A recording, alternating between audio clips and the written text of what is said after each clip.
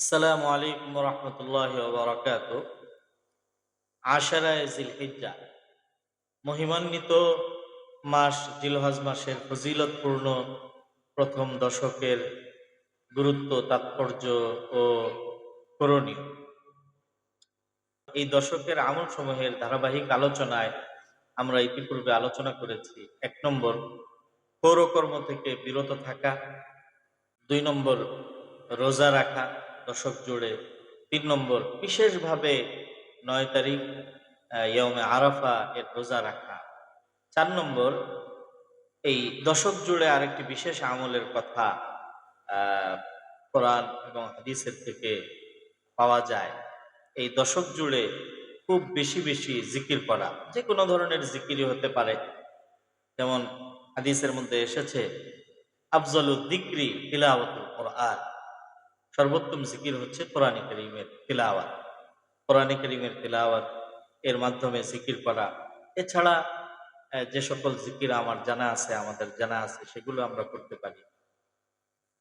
তবে হাদিসের মধ্যে বিশেষ কিছু জিকিরের প্রতি বিশেষভাবে উৎসাহিত করা হয়েছে। হযরতে আব্দুল্লাহ ইবনে ওমর রাদিয়াল্লাহু তাআলা আনহু থেকে বর্ণিত, রাসূলুল্লাহ সাল্লাল্লাহু আলাইহি ওয়াসাল্লাম বলেন, মা মিন আইয়ামিন আযমু ইনদাল্লাহি ওয়ালা আহাব্বু ইলাইহি আল আমালু ফীহি মিন হাযিহিল আইয়ামিল আশর। আল্লাহ তাআলার কাছে জিলহজের প্রথম দশকের আমলের চেয়ে অধিক প্রিয় অন্য কোনো দিনের আমল নেই।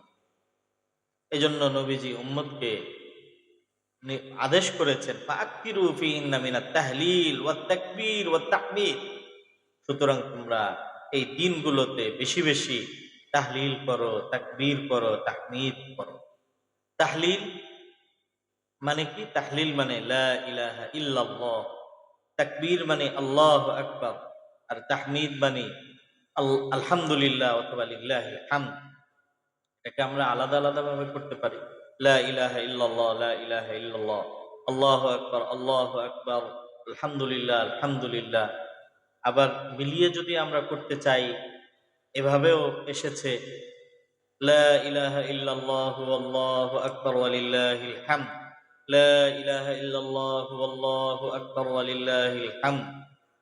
হযরত আব্দুল্লাহ ইবনে ওমর রাদিয়াল্লাহু তাআলা আনহু এর এই হাদিস, ফাআকতিরু ফীহিন্না মিনাত তাহলিল ওয়াত তাকবীর ওয়াত তাহমিদ। এটি মুসনাদে আহমদ হাদিস নম্বর 5446 নম্বর রিওয়ায়াতের মধ্যে এসেছে।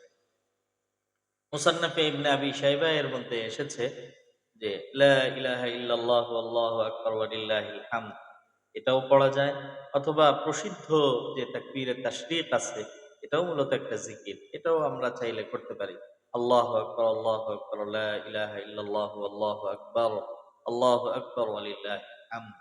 এছাড়াও আমাদের সারা বছরের আহ আমাদের জানা অথবা করা যে সকল আওরাদ, ওয়াজায়েফ, জিকির, আজকার, তাসবিহ, তাহলিল আছে, সারা বছরের তুলনায় এই 10 দিনে একটু বিশেষায়িতভাবে গুরুত্বের সাথে বেশি বেশি জিকির করা, এটাই মূলত শরীয়তের মধ্যে কাম্য।